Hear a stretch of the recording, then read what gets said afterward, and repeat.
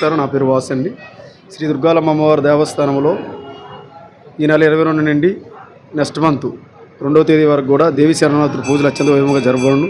కావున పెద్ద సంఖ్యలో భక్తులు రోజు వచ్చి దర్శనం చేసుకుంటున్నారు.